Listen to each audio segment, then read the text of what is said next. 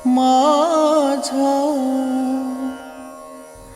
मराठाची बोलू कौतुके, परी अमृता तेही पैजा जिंके, ऐसी अक्षरे रसिके मेळवीन मेळवीन मेळवीन, जैसी पुष्पा माझी पुष्प मोगरी, जैसी पुष्पा माझी पुष्प मोगरी, की परिमळा माझी कस्तुरी, तैसी भाषा माझी साजिरी,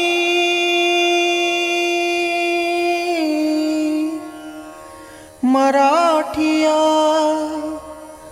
मराठिया मराठिया. नमस्कार मित्रांनो, मी डॉक्टर संतोष डोईफोडे, जिल्हा मराठी भाषा अधिकारी, जिल्हाधिकारी कार्यालय यवतमाळ, आपले सहर्ष स्वागत करतो. आपण दरवर्षी शासनाच्या आदेशान्वये दिनांक 14 जानेवारी ते 28 जानेवारी दरम्यान मराठी भाषा संवर्धन पंधरवडा साजरा करतो. त्या निमित्ताने व ओमायक्रॉनच्या पार्श्वभूमीवर माननीय श्री अमोल येडगे, जिल्हाधिकारी यवतमाळ यांच्या निर्देशान्वये आपण 14 जानेवारी ते 28 जानेवारी दरम्यान रोज दुपारी 1 ते 2 वाजता विविध मराठी भाषेवरील तज्ञ व लेखक मंडळींची व्याख्यानमाला वेबिनारद्वारे आयोजित केलेली आहे. आज या व्याख्यानमालेचा 7वा दिवस. या व्याख्यानमालेत 7वे पुष्प गुंफण्यासाठी आपल्या समवेत आहेत आदरणीय भीमराव दादा पांचाळे. भीमराव दादा पांचाळे यांना कोणी ओळखत नसेल असा मराठी रसिक क्वचितच मराठी भूमीवर असेल. गझल कशी गावी हे जर कोणी मला विचारले तर मी भीमराव दादांकडे बोट दाखवेन असे सुरेश भट यांनी स्वतः म्हटले आहे व त्यांना गझल नवाज ही त्यांनी उपाधी दिलेली आहे. भीमरावांच्या गझलेने आयुष्यात अनेक सुखद क्षण तयार केले असे निळे फुले म्हणतात. वाह क्या आवाज बक्षी खुदानी, क्या अंदाज है गाने का असे गुलाम अली म्हणतात. तर बाबा आमटे म्हणतात की स्वानंदाने डुलणे हा तुमच्या गझल गायकीचा धर्म आहे. स्निग्ध हृदयाचे छंद मुक्तपणे गाणाऱ्या तुमच्या गायकीने मनावर मोहिनी घातली आहे. असे लाखो रसिक दादांच्या आशयप्रधान गायकीचे दिवाने आहेत. त्यांची गायकी हृदयातून निघून हृदयात पोहोचते. दादांचा गझल गायकीचा प्रवास हा 1972 साली सुरू झाला. आज सन 2022 साली जवळजवळ त्याला 50 वर्ष झाली.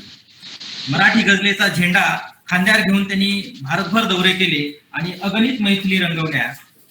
गेल्या 50 वर्षात त्यांनी आकाशवाणी संगीत सभा, शासकीय कला महोत्सव, अपना उत्सव, अखिल भारतीय साहित्य संमेलने, अखिल भारतीय मराठी गझल संमेलने, Nehru centre, NCPA, Yashwantrao Chavan centre, Sursingar, Navi Mumbai संगीत संमेलन, पिंपरी चिंचवड स्वर सागर संगीत महोत्सव, प्रतिभा संगम साहित्य संमेलन, अमरावती विद्यापीठ दीक्षांत समारंभ, बडोदे फेस्टिवल, महाराष्ट्र मंडळ, हैदराबाद अखिल भारतीय नाट्य संमेलन, मुस्लिम मराठी साहित्य संमेलन, महाराष्ट्र सदन, दिल्ली कला अकादमी, गोवा आणि अशा अनेक नामचीन संस्थांमार्फत त्यांनी गझल मैफिलींचे आयोजन केले. मराठी गझलचा प्रचार आणि प्रसारासाठी त्यांनी एक चळवळच उभारली. जवळजवळ 100च्या वर कार्यशाळा व 9 अखिल भारतीय मराठी गझल संमेलने त्यांनी आयोजित केली. गझलेसाठी पोषक वातावरण तयार व्हावे म्हणून त्यांनी गझल सागर प्रतिष्ठानची स्थापना केली. गझल लेखन व गायन कार्यशाळांचे आयोजन केले. गझलेचे छंदशास्त्र, कारवा, खावर, विदर्भाची मराठी गझल, गझलिका, शब्द झाले सप्तरंगी, मनस्पंदन, आंतरसल, ऋतुवेदनांचे, गझल विश्व, स्पर्शांकुर इत्यादी पुस्तके त्यांनी प्रकाशित केली. गझल सागर या त्रैमासिकाचे प्रकाशन त्यांनी केले. वृत्तपत्रांमधून गझल संबंधीचे स्तंभ लेखनी त्यांनी केलेले आहेत. परिसंवाद, गझल मुशायरे, चर्चासत्रे आणि मुंबई, नाशिक, अमरावती, औरंगाबाद, वाई अशा 5 अखिल भारतीय मराठी गझल संमेलनाचे त्यांनी यशस्वी आयोजन केलेले आहे. गझल गुरुकुल स्थापन करावे असे त्यांचे स्वप्न आहे. आदरणीय दादांना अनेक पुरस्कार भेटलेले आहे. गझल गायकीच्या प्रवासात प्राप्त झालेले काही ठळक सन्मान म्हणजे सुरसिंगार मानचिन्ह 1977, गझल नवाज उपाधी 1988, फुले शाहू आंबेडकर स्मृती पुरस्कार 1999, पोलीस आयुक्त व मोहल्ला एकता समितीचा सन्मान 1996, डॉक्टर बाबासाहेब आंबेडकर पुरस्कार 1988, स्वरगंगा राष्ट्रीय एकात्मता मंच सन्मान 1999, कलाब्रह्म पुरस्कार 2001, महाराष्ट्र शासनाचा सेतू माधवराव पगडे राज्य पुरस्कार 2002, विदर्भ रत्न पुरस्कार 2003, दया पवार पुरस्कार 2008 अशी महान विभूती आज आपल्या समवेत आहे. दादांना आज मराठी गझल या विषयावर मार्गदर्शन करावे अशी मी त्यांना नम्र विनंती करतो.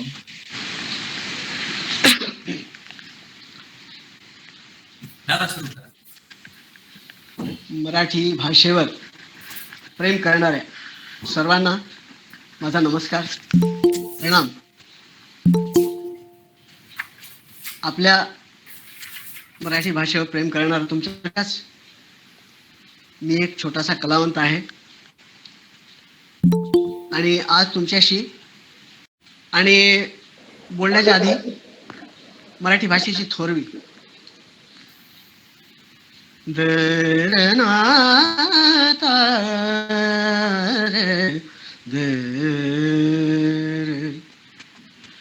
लाभले अमास भाग्य, लाभले अमास भाग्य, बोलतो मराठी, लाभले अमास भाग्य, बोलतो मराठी, जाहलो खरेच धन्य, ऐकतो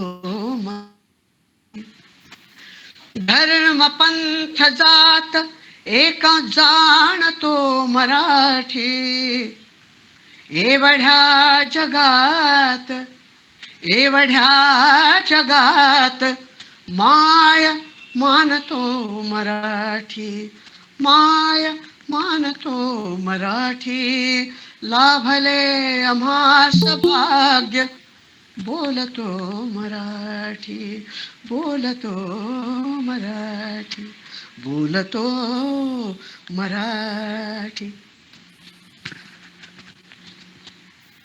सुरुवात मी गाण्याने केली आणि माझी बाजू सुरक्षित करून घेतली की मी वक्ता नाही. मी काही गाईन, काही तुमच्याशी बोलायचा प्रयत्न करेन, पण मी वक्ता नाही हे क्लिअर झालेलं बरं झालं.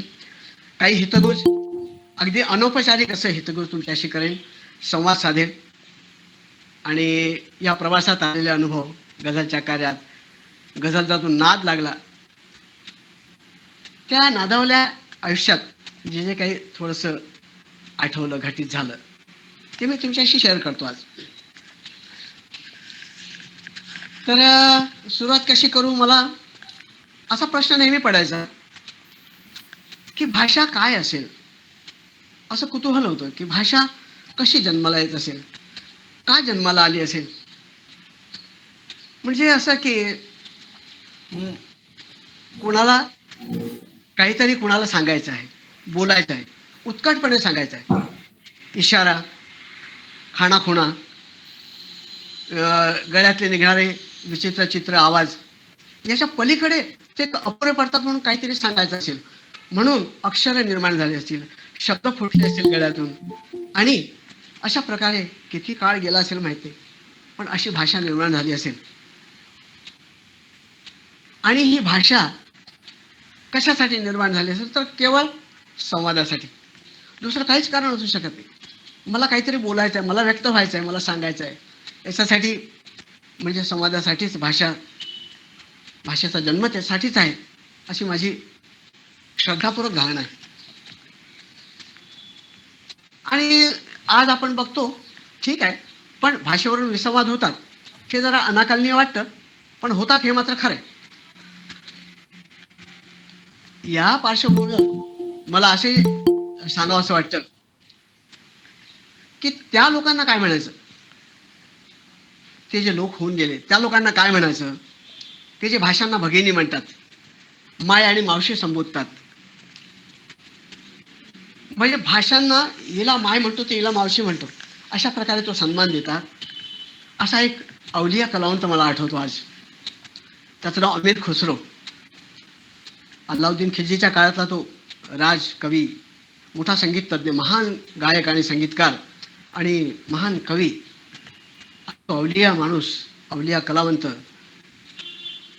त्या काळामधलं त्याचं ते स्टेटमेंट आहे, त्याचं संबोधन असं आहे की तो म्हणाला की माझी मातृभाषा फारसी आहे, मी फारसी बोलतो, माझी मादरी जुबान आहे ती. पण जिथे मी वाढलो, जिथे मी घडलो, ती खडी हिंदी, ती सुद्धा माझीच भाषा आहे. ही माय असेल तर ती माझी मावशी आहे. आणि मग असं जर असेल, त्या दोघींना असं वेगवेगळं ठेवून कसं चालेल? त्या दोघींना असं ठेवून कसं चालेल की ही इकडे आहे तिथे आहे?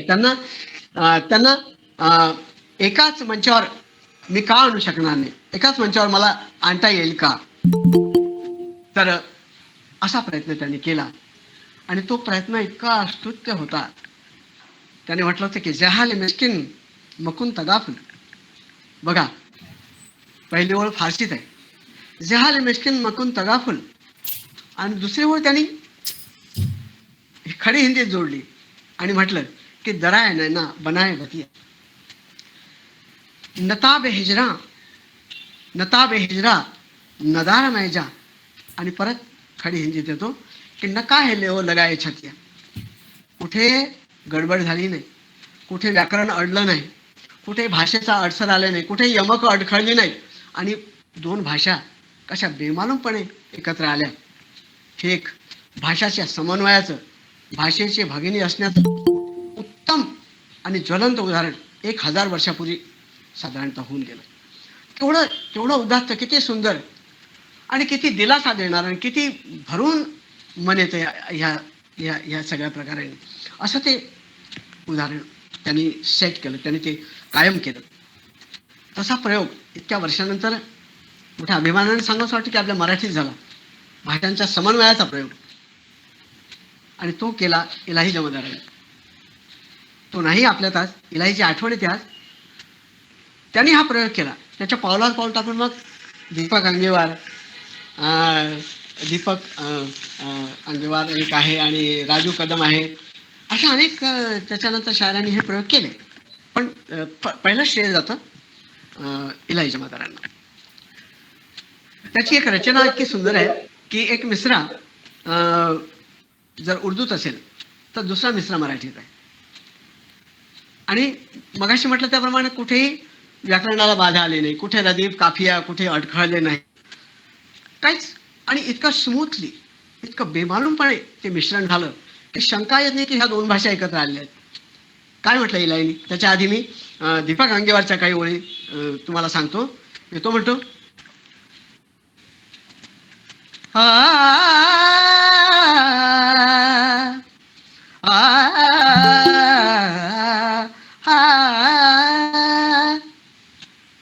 है अंधेरी रात फिर भी, है अंधेरी रात फिर भी रोशनी की बात कर, है अंधेरी रात फिर भी रोशनी की बात कर.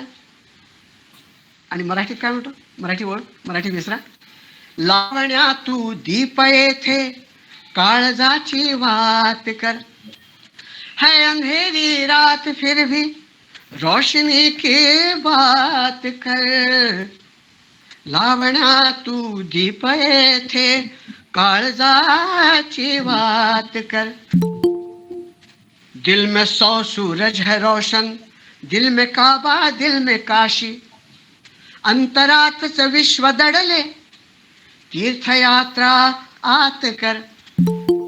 रास्ते में लोग कांटे गर बिछाते हैं यहाँ, फूल ही उधळेल कोणी, चालण्या सुरुवात कर, चालण्या सुरुवात कर. आणि गझल आहे, इलाही काय म्हणतात? ऐ सनम आँखों को मेरी खूबसूरत साज दे, है सनम आँखों को मेरी खूबसूरत साज दे, ये उन्हीं स्वप्नात माझ्या, ये उन्हीं स्वप्नात माझ्या एकदा आवाज दे, ऐ सनम आँखों को मेरी खूबसूरत साज दे. आणि याच रजत काफ्याला घेऊन याच बहरमध्ये राजू काय म्हणतो बघा, ऐ खुदा, ऐ खुदा. डायरेक्ट माणसाला ललकारलाय त्याने की तू काय व्हायला पाहिजे, तुझ्याकडून काय अपेक्षित आहे. ऐ खुदा, इंसान को इंसानियत पहले सिखा. ऐ खुदा, ऐ खुदा, इंसान को इंसानियत पहले सिखा, इंसानियत पहले सिखा. ऐ खुदा, इंसान को इंसानियत पहले सिखा. आणि मग त्यासाठी ऐ खुदा, इंसान को इंसानियत पहले सिखा, इंसानियत पहले सिखा. ऐ खुदा, इंसान को इंसानियत पहले सिखा. भावना तू दे तयाला, भावना तू दे तयाला आणि थोडी लाज दे. भावना तू दे तयाला आणि थोडी लाज दे. येऊनी स्वप्नात माझ्या एकदा आवाज दे, ऐ सनम आँखों को मेरी खूबसूरत साज दे, खूबसूरत साज दे, खूबसूरत साज दे. मला खात्री आहे तुम्हाला पटलं असेल की भाषा कशा एकत्र येऊ शकतात. एकत्र येण्याचा प्रयत्न तर करा. त्या कशा एकत्र नांदू शकतात, त्यांचं सामंजस्य कसं आहे, त्या भगिनी कशा आहेत एकमेकांच्या. आणि दुश्वास करायचं, राग करायचं, भांडायचं काहीही कारण नाही. बऱ्याच लोकांना तर हे सुद्धा माहीत नसेल मित्रांनो की उर्दू भाषा ही जी उर्दू भाषा ज्याच्यामध्ये गझल जी जन्माला आली, सगळ्यात गझल जन्माला आली ती फारसी भाषा. त्याच्यानंतर उर्दू भाषेत ती पाझरली, झिरपली. ती उर्दू भाषा तिचा जन्म भारतातला आहे हेच बऱ्याच लोकांना माहिती आहे. आणि गझल, उर्दू गझलचा जन्म तर चक्क महाराष्ट्रातला आहे हे बऱ्याच लोकांना माहिती आहे. त्याचा पहिला शायर होता वली दखनी. त्या काळातला एक शेर मला आठवतो. दखनी उर्दूच्या शैलीमधला तो शेर आहे की खूप काम करते हैं, एक निगाह सु गुलाम करते हैं. त्या काळातला तो नगर, अहमदनगर, औरंगाबाद या परिसरातला तो शायर होता आणि त्यांनी पहिली उर्दू गझल लिहिली ही बऱ्याच लोकांना माहिती आहे. आणि भाषेचा राग मात्र आपण करतो, भाषेचा दुस्वास करतो, हे काही मनाला पटत नाही. म्हणून अशी उदाहरणं जी कायम केलेली आहेत बुजुर्गांनी, मोठ्या लोकांनी, ती सांगावी लागतात की भाषा ह्या संवादासाठीच जन्माला आलेल्या आहेत. मी तसा कॉमर्सचा विद्यार्थी होतो, पण कॉमर्स का घ्यायचं तर बाबा नोकरी लागते. पण त्यांनी मन भरलं नाही, ते केलं, बँकेत नोकरी पण लागली. पण त्यांनी मन भरलं नाही म्हणून उर्दू शिकलो, बंगाली भाषा शिकावीशी वाटली ती शिकलो, साऊथची एखादी भाषा यायला हवी होती मला, तो प्रयत्न केला, बंगाली शिकलो, जर्मन शिकायचा प्रयत्न केला. आणि खूप आवड होती, खूप असं मनापासून वाटायचं की सगळ्या भाषा मला हे पण आलं पाहिजे, ते पण आलं पाहिजे. आणि तेव्हा मी मराठी लिटरेचर आणि हिंदी लिटरेचरमध्ये स्पेशल ग्रॅज्युएशन करताना असं मला लक्षात आलं, असं शिकलो मी. तिथे एक भाषाभिवृद्धीची सामाजिक दृष्टी नावाचं एक चॅप्टर होतं. ते शिकताना. आणि त्याच्यामध्ये असं म्हटलं होतं की तुमची भाषा समृद्ध कशी होते, तुमची भाषा समृद्धीच्या मार्गावर वाटचाल करते आहे, हे कसं समजायचं, हे कसं मानायचं. त्याची त्यांनी काहीतरी उदाहरणं दिली होती की तो त्याच्यात म्हटलं होतं की एखादा शब्द, परकीय शब्द, बाहेरचा शब्द जो तुमच्या भाषेतला नाही आहे, तो जर तुमच्या भाषेत येत असेल, भलेही तो अपभ्रंशाने येत असेल किंवा पूर्णांशाने येत असेल, पण तुमच्या भाषेत येऊ इच्छित असेल, येत असेल, आणि तुमची भाषा जर तो शब्द स्वीकारत असेल, तर निश्चित समजावं की तुमची भाषा समृद्धीच्या मार्गावर अग्रेसर आहे, तुमची भाषा समृद्ध होते. असं त्याचं एक मीटर त्यांनी बांधून दिलं होतं की भाषा समृद्धीचं लक्षण हे आहे, भाषा तेव्हा समृद्ध होते. आणि मराठीमध्ये एक शब्द आला अपभ्रंशाने किंवा पूर्णांशाने आला तरी भाषा समृद्ध होते, असं आपण शास्त्रात शिकतो, भाषाशास्त्रामध्ये. पण हायकू परकीय काव्यप्रकार, सुनीत परकीय काव्यप्रकार आपल्या मराठी भाषेने स्वीकारलेच आणि त्यांना जागाही दिली मराठी साहित्यामध्ये. पण मराठी गझलला सहजासहजी जागा मिळाली नाही. मी मराठी गझलचा नुमाइंदा आहे, मराठी गझलवर, भाषांवर आणि सगळ्या साहित्य प्रकारावर, सगळ्या गायन प्रकारावर प्रेम करणारा माणूस आहे. पण मला हा थोडासा खंत आहे, म्हणून मी बोलतो की मराठी गझलला आपल्या साहित्यामध्ये प्रवेश द्यायला इतकी खळखळ झाली की हा परकीय काव्यप्रकार आहे, हा कृत्रिम काव्यप्रकार आहे, हे मराठी कवितेवर आक्रमण आहे वगैरे वगैरे अनेक त्याच्याबद्दलच्या वावड्या उठवल्या गेल्या. आणि त्याचा परिणाम असा झाला की एवढा चांगला साहित्यिक, उच्च साहित्यिक काव्यप्रकार जो मराठी येऊ इच्छित होता, ज्याची सुरुवात माधव जुलेनांनी केली होती आणि त्याच्यानंतर त्यांच्यावर कळस चढला तो आपले गझलचे खलिफा सुरेश भटांनी, तर तो यायला उशीर लागला. कारण त्याचं खंडन या दोघांनी केलं, यांना दोघांना बरीच टीका सहन करावी लागली. पण तो काव्यप्रकार मराठी गझलमध्ये, मराठी गझल हा नावाचा काव्यप्रकार आपल्या मराठी साहित्यात आला. त्यांनी मराठी भाषा, मराठी साहित्य समृद्ध झालं, हे आपण कबूल केलंच पाहिजे. पण या दोन महापुरुषांना, कवितेमधल्या महान लोकांना शेवटी माधव जुलेंत वैतागले होते. त्यांनी असं म्हटलं की अरे प्याला भरला तुझ्याचसाठी. अरे रसिका असं का करतो, स्वीकार ना, एवढं चांगला काव्यप्रकार आहे.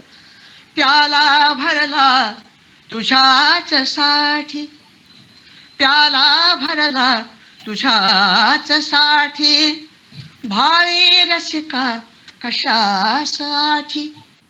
प्याला भरला तुझ्याच साठी, भाळी रसिका कशासाठी, भाळी रसिका कशासाठी. भासे सुरई जरी इराणी, भासे सुरई जरी इराणी, परी असेही इरा मराठी, इरा मराठी.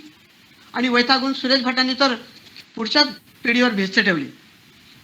त्यांनी जे अमृताचं रोपटं लावलं मराठी भाषेत, जाणतेही बाग माझ्या सोसण्याच्या सार्थकाला.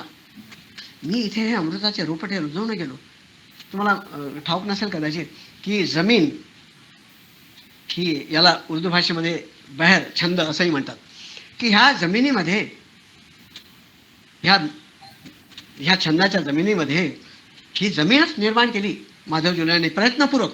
आणि त्या जमिनीमध्ये अमृताचं रोपटं आपल्या सुरेश भटांनी लावलं. ह्या दोन्ही माणसांनी गझल मराठी भाषेमध्ये आणली. आणि वैतागून त्यांनी भाळी रसिका कशासाठी म्हटलं तर सुरेश भटनी पुढच्या पिढीवर भिस्त ठेवली की जरी या वर्तमानाला कळेना आमुची भाषा, विजा घेऊन येणाऱ्या पिढ्यांशी बोलतो आम्ही.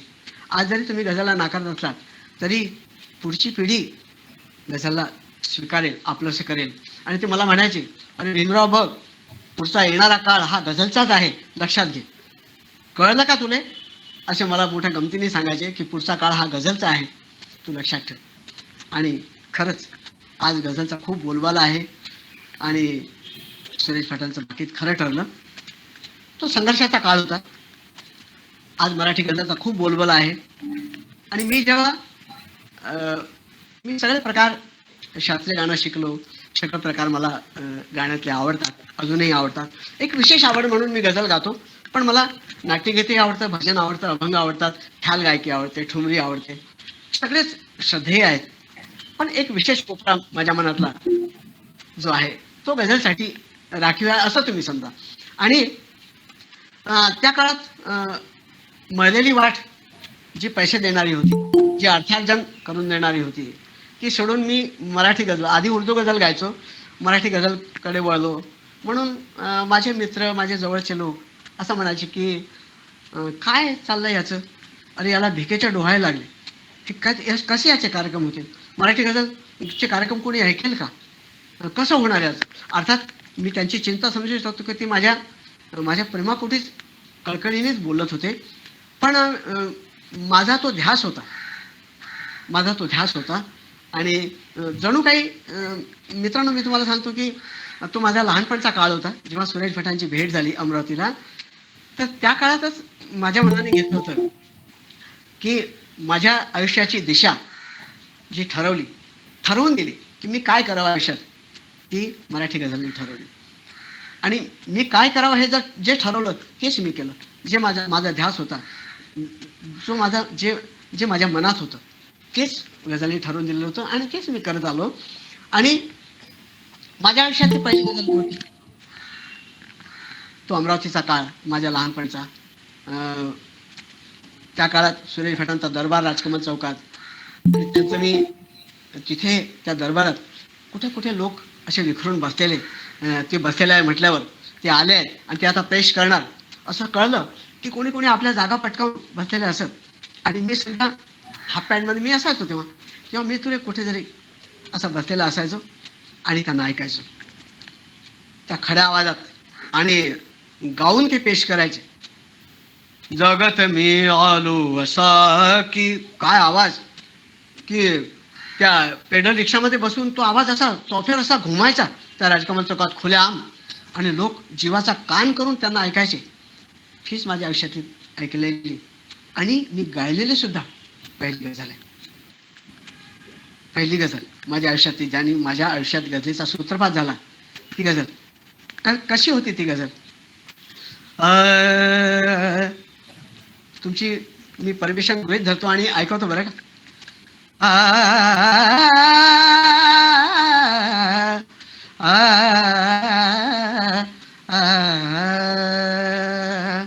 अनेक लोक जॉईन होत आहेत, मला काही ओळखीची नावं दिसत आहेत. तुम्हाला सगळ्यांना अभिवादन करतो, स्वागत करतो या वेबिनारमध्ये. आणि ही माझ्या आयुष्यातली पहिली गझल तुम्हाला जरा गुणगुणून ऐकवतो.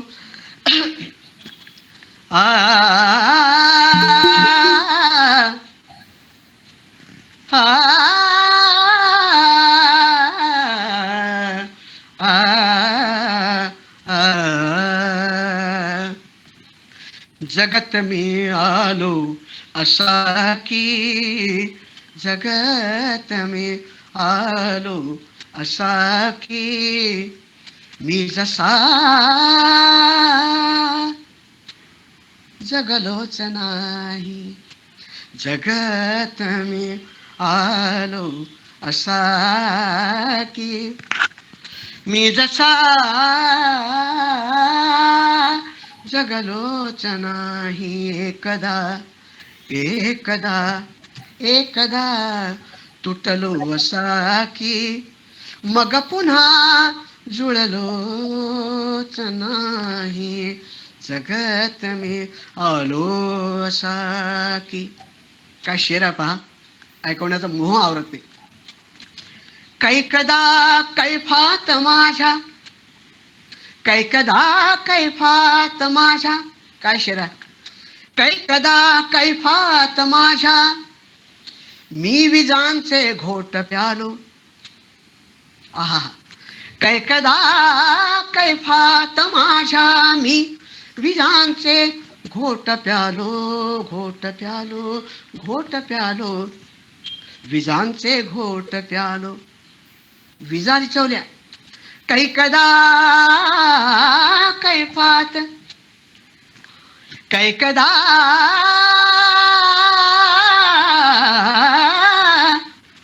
कैकदा कैफात माझ्या मी विजांचे घोट प्यालो पण प्रकाशाला तरीही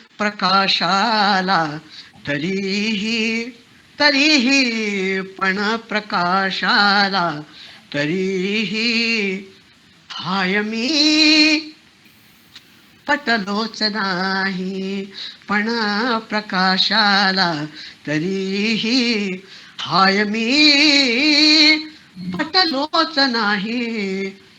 एकदा तुटलो असा की मग पुन्हा जुळलोच नाही. जगत मिळालो असा की मी जसा जगलोच नाही.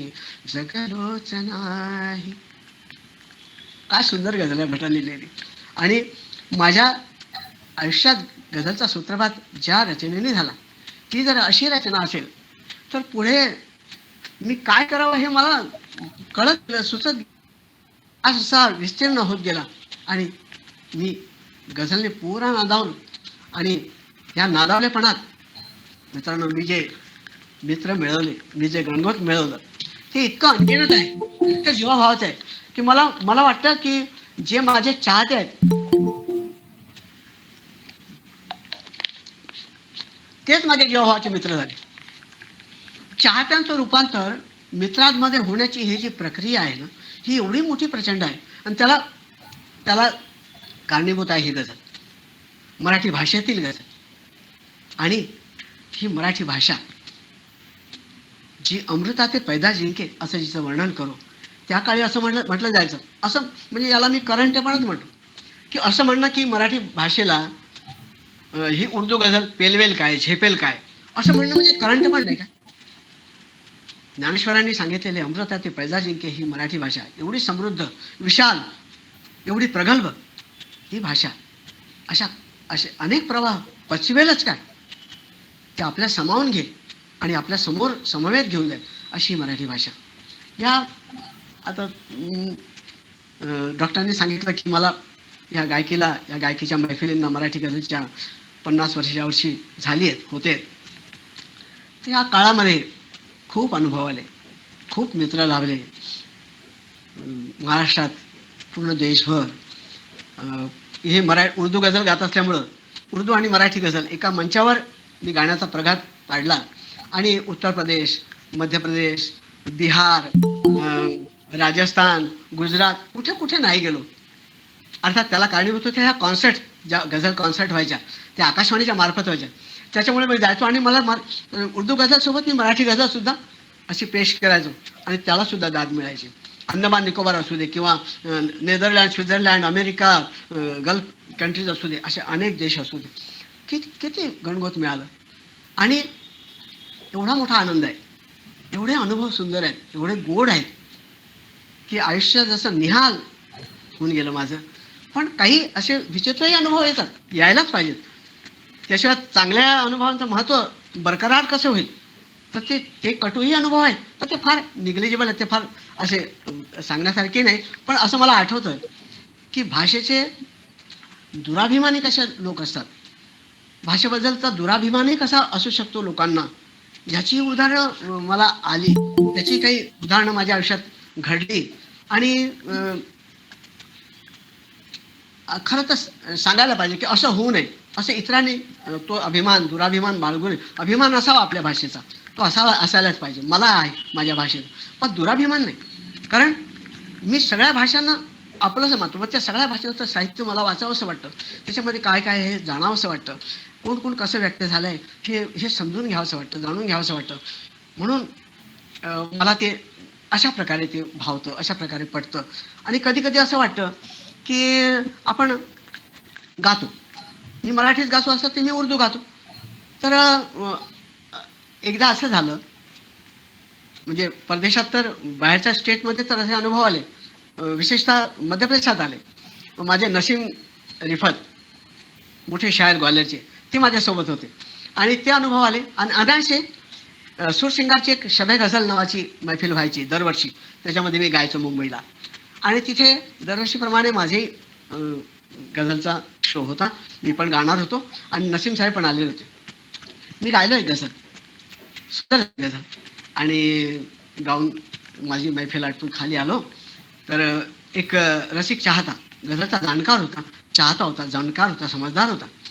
पण तो मला म्हणाला, आम्ही नसीम साहेब गप्पा मारत बसलो आणि दुसरा कलावंत पेश होणार होता, त्याचं काय आहे वगैरे. तर तो आला आणि मला म्हणाला की कि वाह बहुत अच्छे भैया, आप तो गैर उर्दूदा होकर मराठी होकर भी आपके तलफुज बड़े अच्छे. तर मला तर एक थोडासा रागच आला होता. पण मी राग आवडता घेतला आणि मग नसीम साहेबला म्हटलं, नसीम साहेब जरा इधर तो आई, देखिए जरा जनाब क्या फरमा रहे, की मी मराठी असून माझं उर्दू उच्चारण चांगलं आहे. तर नसीम साहेब त्याला म्हणाले की अरे भाषा जुबान ये क्या किसी की जागीर है, कोणाची काय धरोहर आहे ती, कोणाची मालकी आहे कोणाच्या भाषा. अरे जो प्रेमाने करेल, जो प्रेमाने शिकेल, भाषा त्याची आहे. कुठल्या एका माणसाची किंवा एका विशेष येताची कशी होईल ती, जो शिकेल त्याची होईल. मग मी त्याला म्हटलं की भाई साहब मैं आपसे कुछ पूछूं क्या, आप इतना इतना अच्छा सुनते हैं तो मैं पूछूं कुछ आपसे. मला त्याच्या ज्या भाषेचा दुराभिमान बाळगण्याचा जो एक संताप होता माझ्या मनात, तो मला एकाएकी काढावासा वाटला की जेणेकरून तो निदान तो गैरसमज तरी त्याच्या मनातून दूर व्हावा. म्हणून मी त्याला म्हटलं की अच्छा ठीक है, मैं मराठी हूँ, लेकिन मला वाटत होतं मी उर्दू शिकावं, म्हणून मी उर्दू शिकलो. उच्चारण कसं असावं हे शिकलो आणि उर्दू गझल गातो. तुम्ही माझी तारीफ करता, खूप खूप आभार, बहुत बहुत शुक्रिया आपका. तो जनाब आप कहाँ के हैं, मी त्याला विचारलं. अनुभव सांगतो एक गंमत म्हणून, आप कहाँ के. तो बोले मैं बम्बई का हूँ.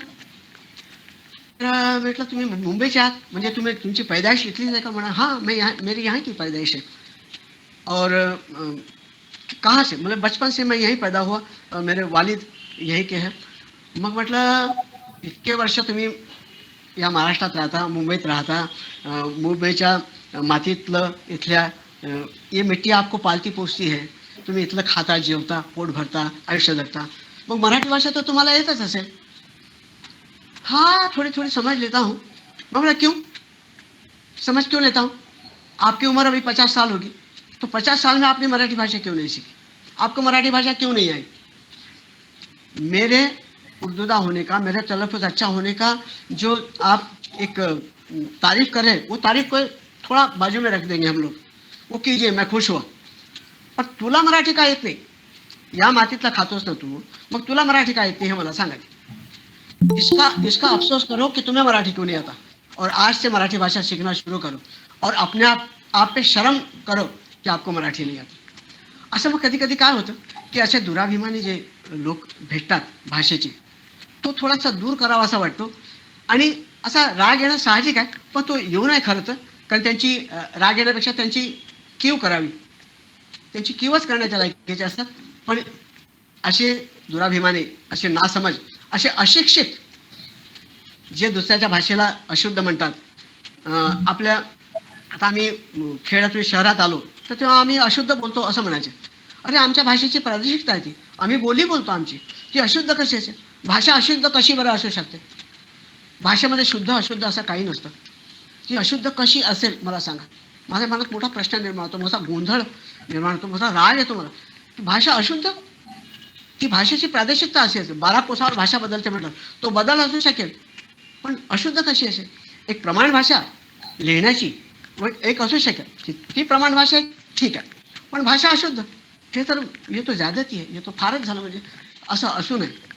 आणि ती जी ह्या भाषेच्या दुराभिमानाला मी ज्यांनी त्याची तारीफ केली होती आणि अनायसे नसीम साहेब पण माझ्यासोबत होते, ती गझल मोठी छान गझल मी तुम्हाला एक मतला आणि शेर गुणगुणून दाखवतो. ती गझल अशी होती.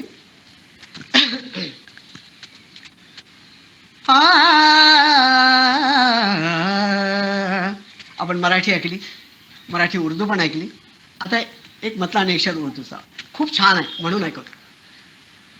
तमाम शहर में, नसीम हिकमत साहेबांची ते साक्षी होते या घटनेला. तमाम शहर में तन्हा दिखाई देता है, तमाम शहर में तन्हा दिखाई देता है.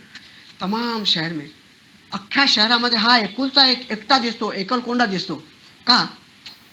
अगरचे खुद को बहुत बाउसूल कहता था, अजीब शख्स था, जख्मों को फूल कहता था.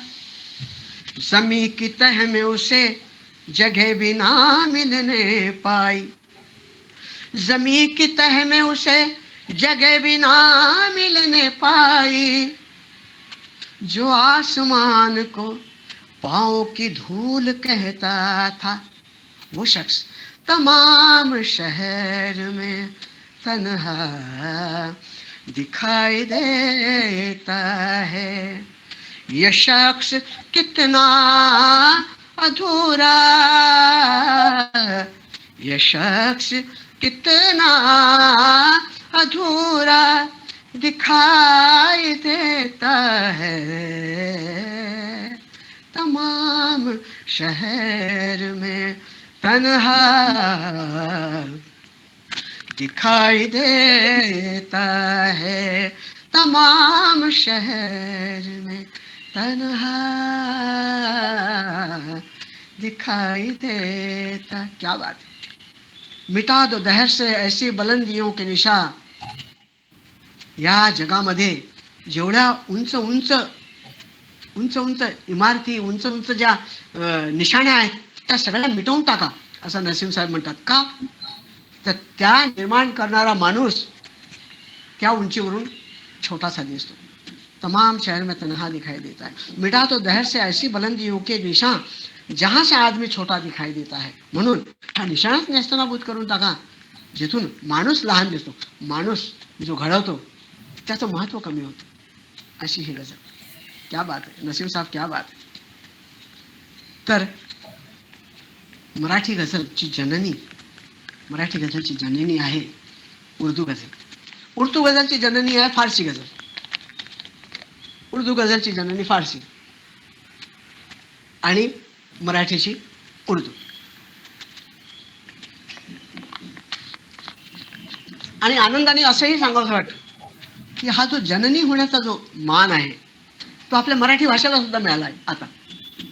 कसा बरं?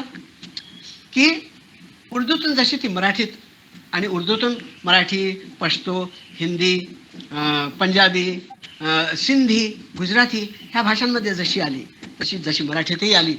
मराठी तंत्रशुद्ध आणि आशयघन गझल जी लिहिली जाते त्याचा लोहा मानतात बरेचसे लोक. मी आता बऱ्याचशा इंटरनॅशनल सेमिनारला जातो आणि तिथे त्याच्यात भाग घेतो. मला कळलं की मराठीच्या व्याकरणाच्या शुद्धतेला, त्याचं जे व्याकरण आपण जी शुद्धता काफियाची रदीची जपली आहे त्याला किती मानतात, त्याला किती मान आहे. सुरेश भटांना किती मान देतात. तर आता हे जननी पद मराठीला कसं मिळालं हे मी का सांगतोय, कारण मराठी भाषेतून आता गझल कुठे कुठे चालली आहे. मराठी भाषेतून आपल्या वऱ्हाडी बोलीमध्ये आली आहे, कोकणी भाषेत आली आहे, गोंडी बोलीमध्ये गोंडी भाषेत आली आहे, अहिराण्यामध्ये आली आहे, कातकरी आगरी भाषेत आली आहे. आणि काय आनंद होतो की आता हा जननी पदाचा मान आपल्या मराठीला सुद्धा मिळाला. वऱ्हाडी भाषेत तर खूप आधीपासून गझल आणि उत्तम गझल लिहिले जाते. गिरीश खारकर, महाले, राजेश महाले खूप आता वऱ्हाडीमध्ये लिहित आहेत. आणि खरं तर तुम्हाला सांगू, माझा आग्रह असायचा हे आपले मराठीतले शायर ह्या गझल चळवळीच्या दरम्यान तर मी सगळ्यांनाच, जवळजवळ सगळ्यांनाच ओळखतो. मी सगळे माझे जीवाचे कंठस्थ आहेत. त्यांना मी असं म्हणायचो, अरे तुम्ही मला मराठीत गझल देता, उत्तम गझल आहे तुमची, पण आता तुझी भाषाकडे वऱ्हाडी बोली वऱ्हाडी आहे, तू घरात वऱ्हाडी बोलतो, तुझी अहिराणी आहे, तुझी ही आगरी आहे, ही गोंडी आहे, पण असं का नाही करत? मराठीत तर लिहाच, मराठी भाषेत तर लिहाच, तिथे लिहायलाच पाहिजे. मराठी गझलचा ही चळवळ आपल्याला मोठी करायचीच आहे. पण सुरेश भटांचं स्वप्न मोठं करतानाच तुम्ही असं का करत नाही? की तुम्ही तुमची जी बोली भाषा आहे, तुमची जी बोली आहे, जी घरात तुम्ही मोठ्या मायेने आपुलकीने बोलता, त्यामध्ये सुद्धा लिहून बघा ना. मग त्यातही पुरांनी गझल लिहिली आणि त्याचं एक एक उदाहरण सेट केलं. आज ती गझल बाल्यावस्थेत असेल पण ती मोठी होईल आणि एक उदाहरण घडेल, एक उदाहरण कायम होईल की मराठीमधून तिच्या बोलींमध्ये आणि इतर भाषांमध्ये गझल कशी झिरपली आणि कशी तिने मराठी भाषेचं मातृत्व कसं कायम केलं. तर एक बघा, उर्दूतून मराठीतून आपल्या मराठीची कशी काय बुवा. बघा एक उदाहरण देतो.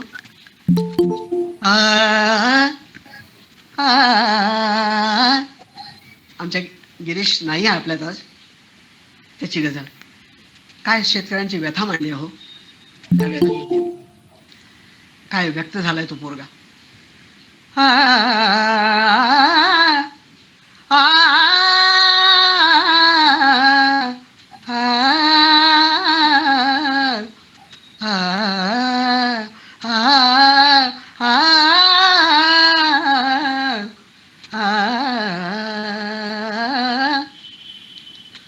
अवकानी पावसान अवकानी पावसान अवकानी पावसान अवकानी पावसान आल डोयामंदी पाणी अवकानी पावसान आल डोयामंदी पाणी सांग आता कसा गाऊ सांग आता कसा गाऊ निळ्या अभायाची गाणी निळ्या अभायाची गाणी अवकानी पावसान. एक शेर पहा कसा निसटून गेला. एक शब्द आलाय आपल्या वऱ्हाडी भाषेत. आता हा शब्द क्वचित ऐकायला मिळतो. लहानपणी मी आईच्या तोंडून आपल्याला झापताना मारताना ऐकायचं, जाणारे बुहार यावनाच्या. बुहार हा शब्द कसा आला बघा. कसा निसटून गेला निसटून गेला निसटून गेला कसा निसटून गेला काळ हातून बुहारा निसटून गेला कसा निसटून गेला काळ हातून गेले ते दिवस काळ हातून बुहारा. बाप होता तवा राजा बाप होता तवा राजा माय होती तवा राणी माय होती तवा राणी अवकानी अवकानी पावसान आल डोयामंदी पाणी सांग आता कसा गाऊ सांग आता कसा गाऊ निळ्या अभायाची गाणी निळ्या अभायाची गाणी निळ्या अभायाची गाणी निळ्या अभायाची गाणी.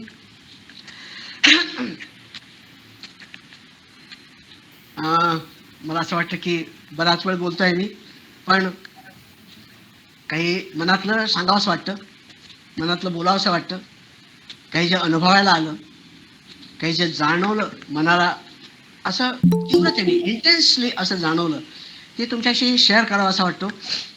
की एक शेर वाचला होता मी उर्दूमधला, मिदतुल अख्तर नावाच्या शायराचा एक शेर वाचला होता.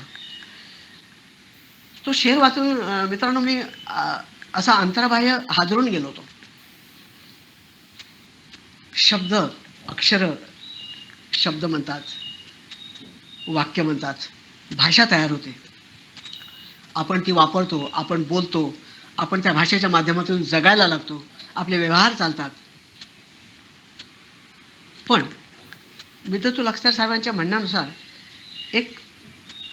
शंका, एक प्रश्न असा निर्माण होतो मनात, जो त्या शब्दांनाही पडतो, जो त्या शब्दांनाही पडलेला प्रश्न आहे तो असा की शब्दांचे जे अर्थ आहेत त्यांचे इनबिल्ट निहित त्याच्यामध्ये जे अर्थ दडलेले आहेत त्यानुसार आपण वागतो का? आपण माणसं शब्दांना जागतो का?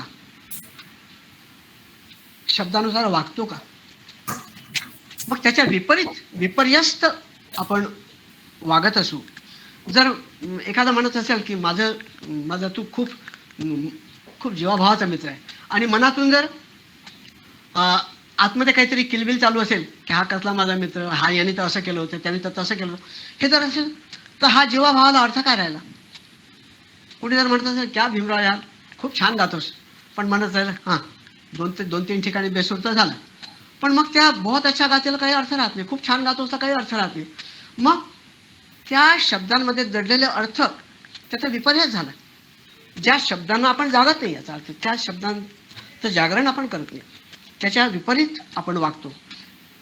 सत्य असेल तर सत्याच्या विपरीत वागतो, प्रेम असेल तर प्रेमाच्या विपरीत वागतो. म्हणजे आपण शब्दांना जागत नाही. मग ह्या शब्दांनी काय करावं? शब्दांना प्रश्न पडतो. तो प्रश्न, ती कैफियत, शायराने त्या शब्दांची कैफियत मांडली आहे ह्या शेरामध्ये. मग या शब्दांनी काय करावं? ह्या शब्दांनी कोणाकडे दाद मागावी? यांनी कैफियत घेऊन कुठे जावं? ह्या आपला अर्थ हरवलेल्या शब्दांनी ह्या वाळवी लागलेल्या शब्दकोशातच बंदिस्त राहावं का, की आपला खरा अर्थ शोधायला त्यांनी जावं कुठे? हा त्यांना पडलेला प्रश्न आहे. हा त्यांच्या वतीने शायर मांडतो की दीमक लगी लुगास से खफा हो के एक दिन. ते शब्द काय करतील? रुसलेले, रागवलेले, भांबावलेले आणि अत्यंत रुष्ट झालेले शब्द काय करतील? काय करावं त्यांनी? दीमक लगी लुगास से, वाळवी लागलेला शब्दकोश, मफहूम अर्थाच्या शोधात कुठे जावं त्यांनी? अशी माणसं कुठे शोधावी त्यांनी की ज्या शब्दात दडलेला अर्थ खरा जगतील? भाषा तेव्हाच सार्थक होईल, भाषा तेव्हाच खरी होईल जेव्हा आपण तो अर्थ जगू. म्हणून विद्यातून अख्तर म्हणतात की दीमक लगी लुगास से खफा हो के एक दिन मफहूम की तलाश में अल्फाज जाएंगे. शब्द गप्प बसणार नाही, शब्द त्या वाळवी लागलेल्या शब्दकोशात बंदिस्त होऊन बसणार नाही, तर ते बाहेर पडतील शब्दकोशाच्या आणि अशा माणसांना शोधतील की जे त्यांचा खरा अर्थ सांगतील.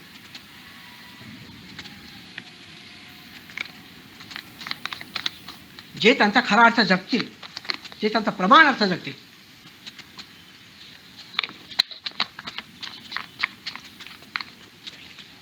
त्यांच्या स्वाभाविक आणि नैसर्गिक अर्थाच्या शोधात आपणही असलेलं काय वाईट आहे?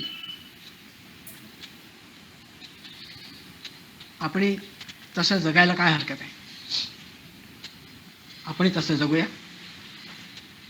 गेल्या काही दिवसात आपलं जगणं जणू थांबून गेलंय. गेल्या 1-2 वर्षात जगणं असं बंदिस्त झालंय. कोल्हूच्या बैलासारखं तेच ते हरवून बसलो जगणं. आपण ह्या कोरोनाच्या काळामध्ये गुंता झालाय जगण्याचा. तेच ते आयुष्य. ह्या संकटावर सुद्धा आपण नक्की मात करणार आहोत. ह्या संकटाला सुद्धा आपण मात देणार आहोत. पण आपण धीर धरायला हवं. हा गुंता आपण नक्की सोडू. हा जो पडलेला गुंता आहे, हा जो झालेला गुंता आहे आयुष्याचा जगण्याचा, त्याच्यातूनही आपण मार्ग काढणार आहोत. आपण जिद्दी लोक आहोत, आपण जिद्दी माणसं आहोत, आपण माणूस आहोत, आपण मानवतेच्या शोधातली माणसं आहोत. आपण भाषेचा प्रमाणार्थ जगू इच्छिणारी माणसं आहोत. आपण याच्यावर नक्की मात करू. पण तोपर्यंत आपण धीर धरायला हवा. तोपर्यंत आपण नियम पाळायला हवे. तोपर्यंत आपण एकमेकांना सांभाळून, मायेने सांभाळून घ्यायला हवं आणि नियम पाळून जगायला हवं. हे संकट जाणार आहे, लवकर जाणार आहे. पण तोपर्यंत हा गुंता कसा सुटीला प्रयत्नात राहूया. आयुष्य तेच आहे, तेच आहे, तेच तेच आहे, तेच आहे, तेच आहे, तेच आहे, आयुष्य तेच तेच तेच आहे, तेच आहे, तेच आहे, अन हाच तेच आहे, आयुष्य तेच आहे.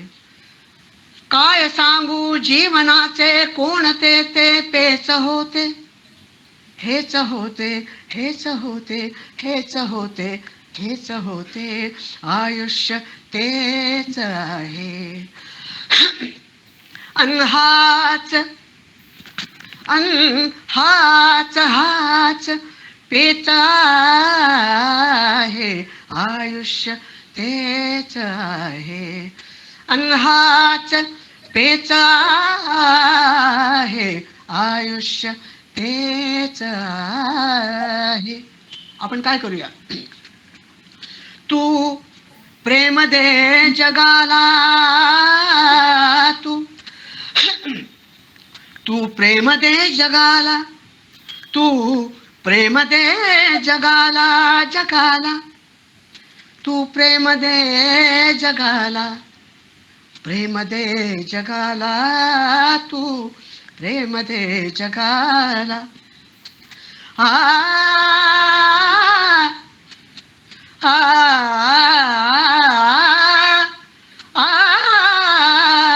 तू प्रेम दे दे जगाला, जगाला, तू प्रेम दे जगाला, तू प्रेम दे जगाला.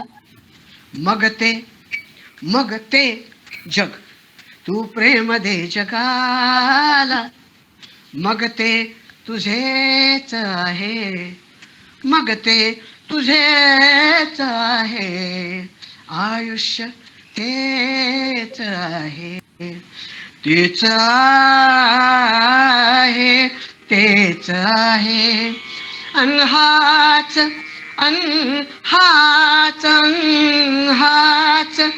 पेच आहे, आयुष्य तेच आहे, हो आयुष्य तेच आहे, अन हाच तेच आहे, आयुष्य तेच आहे, तेच आहे, तेच आहे, तेच आहे, तेच आहे. तुम्ही मला सम्मिलित करून घेतलं या वेबिनारमध्ये. तुम्हाला सगळ्यांना शुभेच्छा आणि खूप खूप धन्यवाद. खूप आभार आयोजकांचे. खूप धन्यवाद.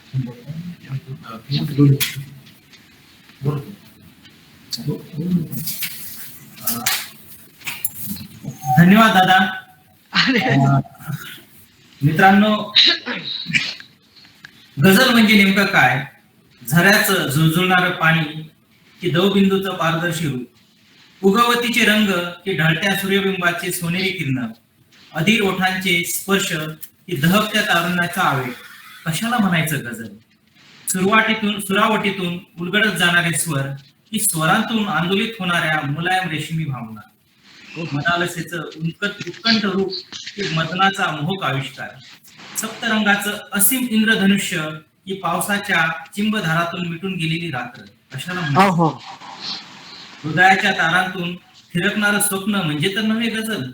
ही गझल म्हणजे डोळ्यातल्या बाहुल्यात उठणाऱ्या तरंगाचं स्वप्न दृश्य, तरलता, मोहकता, नजाकत आणि संवेदनशील हृदयातल्या सगळ्या भावनांची दृश्यरूप अभिव्यक्ती म्हणजे तर नव्हे गझल. गझलेचं रूप शोधता शोधता ती भेटते गझल नवाब भीमराव पांचाळे यांच्या गायनामध्ये. श्वास गझल, निश्वास गझल, जगण्याचा विश्वास गझल. दादांनी सांगितल्याप्रमाणे प्रेम हे सगळ्याच भाषेमध्ये आहे, आपुलकी सगळ्याच भाषेमध्ये आहे. प्लेटो म्हणतो की सौंदर्य चिरंतन आहे, फक्त त्याचे दृश्यरूप बदलत राहते. त्याचप्रमाणे प्रेमाचा ओलावा हा चिरंतन असून फक्त भाषा बदलत राहते. आहा. सर्वच भाषेत आहे, पण आपली जिव्हाळ्याची नाळ आपल्या मायबोलीशी जोडलेली असते. कोणत्याही कलेचा आनंद आपल्या मायबोलीत अधिकच येतो हे नक्कीच. मराठी गझल या जनमानसाच्या मनात रुजवण्याचं महत् कार्य आदरणीय दादांनी केले, त्याबद्दल मी सर्व रसिक मराठी श्रोत्यांतर्फे त्यांचं अभिवादन करतो. तसेच आज त्यांनी मराठी गझलेबद्दल हितगुज केली, त्याचबरोबर आशयघन स्वरगंगेत तुडुंब डुबण्याची मेजवानी दिली, त्याबद्दल मी त्यांची जिल्हाधिकारी कार्यालयातर्फे मी मनपूर्वक आभार मानतो. धन्यवाद दादा. याचबरोबर आज आपण मराठी भाषा संवर्धन पंधरवडा साजरा करत आहोत आणि या व्याख्यानमालेत उद्या बीजी वाघ सर आणि विषय राहील साहित्याचा प्रवास सत्य आणि सौंदर्याकडे. तर भेटूया मित्रांनो उद्या ह्याच वेळेस. आदरणीय RDC साहेब, मला नमस्कार. नमस्कार. मी माझ्या कॅबिन मधून आपल्याला ऐकत होतो, मध्ये थोडा डिस्टर्बन्स होता, परंतु आपण अतिशय एका फोनवर आम्हाला जिल्हाधिकारी कार्यालयाला उपलब्ध झालेत आणि आमचा जो मराठी भाषा पंधरवडा सुरू आहे या पंधरवड्यासाठी आपण उपलब्ध झाले. खरं तर आम्ही संतोषने आम्ही असा विचार केला होता की आपली गझल मैफिल लाईव्ह ठेवायची होती आम्हाला, त्यानुसार जोरात सुरू झाला आणि आम्ही तुम्हाला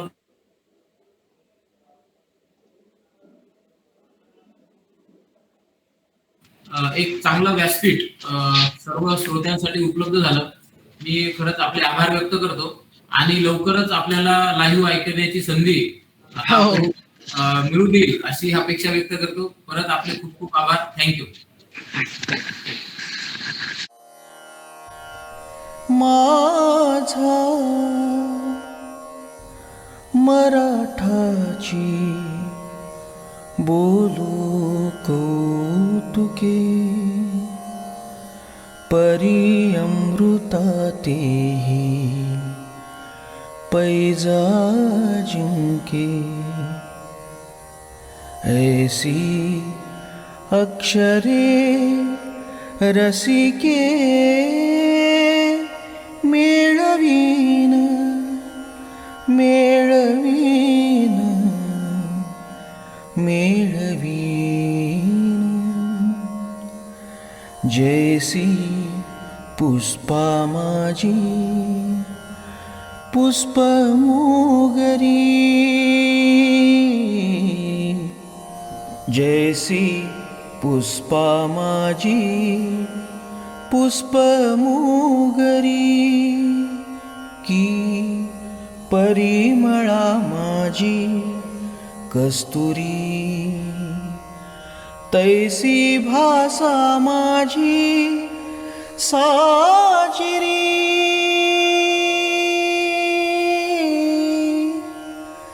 मराठिया मराठिया मराठी